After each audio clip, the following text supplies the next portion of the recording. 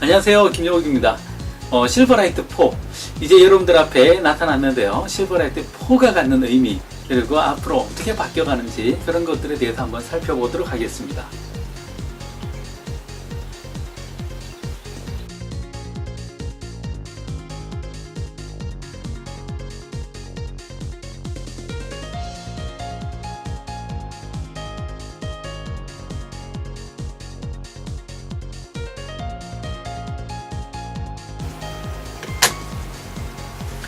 자, 이제 내용을 한번 보도록 하겠습니다. 자, IT 환경 자체는 굉장히 많이 복잡해져 가고 있습니다. 이전에는 그냥 소프트웨어가 한 덩어리였다면 이제 소프트웨어 앞에 데이터베이스가 붙고, 그리고 아래쪽에 데이터베이스가 붙고, 데이터베이스 위에 클라이언트로서의 소프트웨어가 발전되었죠. 근데 비즈니스가 복잡해지면서 데이터베이스하고 클라이언트 사이에 서비스라는 계층이 하나가 더 생기기 시작했고요. 비즈니스 로직을 이 서비스 쪽에다가 놓는 식으로 많이 했습니다. 자, 장치는 많아지고, 그리고 어떤 지리적으로 많이 분산되어 있는 이런 상황에서 이걸 통합할 수 있는 유일한 방법으로 이제 중간에 웹이라는 요소가 많이 활성화됐는데요. 그래서 클라이언트는 그 아래쪽을 모르더라도 이 웹과 바로 통신할 수 있는 그런 구조가 되었습니다. 이때부터 본질적으로 소프트웨어하고 서비스는 분리가 가능하게 되었던 그런 시기였는데요. 이 최근의 동향을 보면은 기본적으로 웹, 서비스, 데이터베이스 이쪽은 거의 아키텍처적으로는 안정이 되고요. 그 위쪽 웹, 리아, 그리고 윈도우즈 애플리케이션 이런 식으로 이 클라이언트 쪽의 기술들이 많아지고 있는 게 요즘의 어떤 추세라고 보실 수가 있습니다. 이 클라이언트 기술들이 요즘에는 또 스마트폰까지 나와서 점점 더 복잡하게 만드는데요. 이 전체적인 이 구조를 보게 되면 아래쪽에 이 데이터베이스 쪽, 그리고 그 위에 서비스, 그리고 웹, 그리고 수많은 디바이스들, 이것들을 지원하기 위한 다양한 기술들이 존재하더라는 거죠. 자, 그래서 이런 요소들을 어떻게 하면 잘 지원을 해줄까라고 고민이 많이 될 겁니다. 왜냐하면 한정되어 있는 인력과 그리고 한정되어 있는 요소로 어떻게 하면 이 많은 것들을 다 관리할 건가라는 생각을 하게 되어 있는데요. 자, 이런 것들을 관리하다 보면 이런 서비스들을 잘 기획하기 위해서는 먼저 플래너, 그렇죠, 기획자가 필요하고, 그 다음에 디자이너도 필요할 거고요. 그 다음에 아키텍처나 디벨로퍼, 이 많은 사람들이 투입되어서 이 시스템 전체를 이제 유지하고, 기획하고, 개발하고, 이런 식으로 진행을 하게 될 텐데요. 사람들이 많다 보니까, 이것들을 하다 보면, 때로는 프로젝트가 산으로 가고, 프로젝트 PM이 어몽길 대장이 되는 그런 경우들이 생기는 거죠. 그래서 이런 말들이 많이 나옵니다.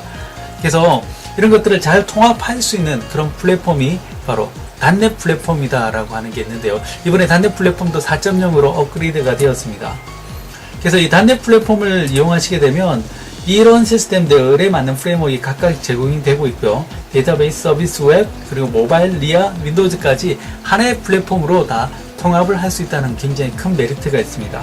자, 실버라이트 이야기를 하는데 왜 .NET을 이야기를 하느냐 하면 비즈니스 로직이나 이런 것들을 클라이언트에 두지는 않습니다. 대부분 클라이언트에 있는 것들은 리어셈블링이나 아니면 리버스 엔지니어링에 취약하기 때문에 중요한 요소들은 클라이언트에 두더라도 서버 쪽에 한 번 더 두게 되어 있고요. 그리고 이 두 가지 요소를 하나로 통합해서 관리할 수 있는 그런 메리트, 이런 것들이 바로 .NET이라는 점을 말씀을 드리고 싶었습니다. 이 클라이언트 플랫폼에 보면 이와 같은 요소들이 있는데요. 이와 같은 요소들, 자, 가만히 보면 모바일, PDA, PC, 인베디드 여러 가지 요소들이 있는데요. 이런 것들을 이전에는 각각 개별적으로 개발을 해야 된다는 거였죠. 근데 이 실버라이트가 점점 발전이 되면서 다양한 버전들이 나오기 시작했고요. 그리고 모바일에 맞는 버전, PDA에 맞는 버전, PC에 맞는 버전, 인베디드에 맞는 버전이 각각 나오고 있다는 겁니다. PC에는 말 그대로 그냥 실버라이트라면, 인베디드 쪽은 알케미라는 이름의 프로젝트가 나왔고요. 그리고 모바일 전용의 실버라이트도 나오게 되었습니다. 자, 이런 것들은 기본적으로 .NET이라는 이 플랫폼의 하나의 서브셋인 실버라이트를 이용을 해서 가능합니다. 그래서 실버라이트는 마이크로소프트의 리아 플랫폼, 이게 이전의 이야기였다면 마이크로소프트의 클라이언트의 플랫폼으로 자리매김을 할 수 있게 되었다라는 게 가장 큰 이유다라고 말씀을 드릴 수가 있겠고요.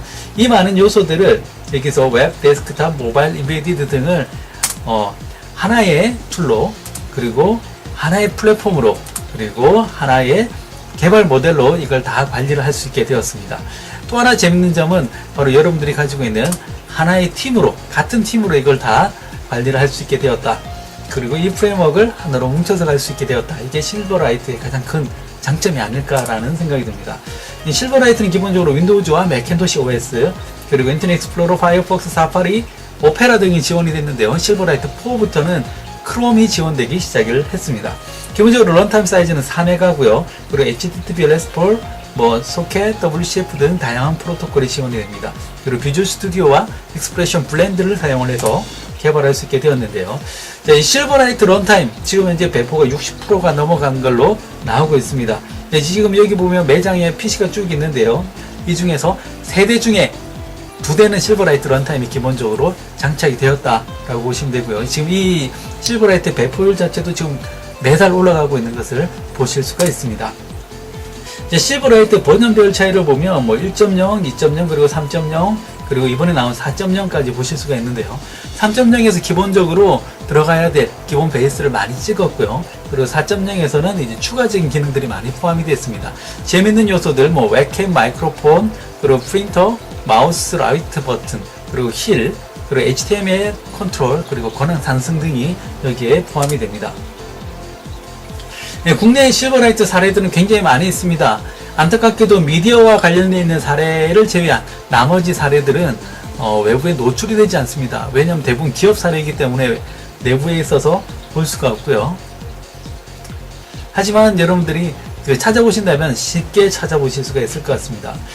단적인 예로 얼마 전 김연아를 네이버나 혹은 SBS에서 보신 분들은 전부 다 실버라이트를 이용을 해서 보셨다라고 말씀드릴 수가 있을 것 같습니다. 자, 단넷과 관련되는 가장 빠른 정보 영욱닷컴으로 접속을 해주시고요. 이 동영상에 이어서 하나의 동영상이 더 있습니다.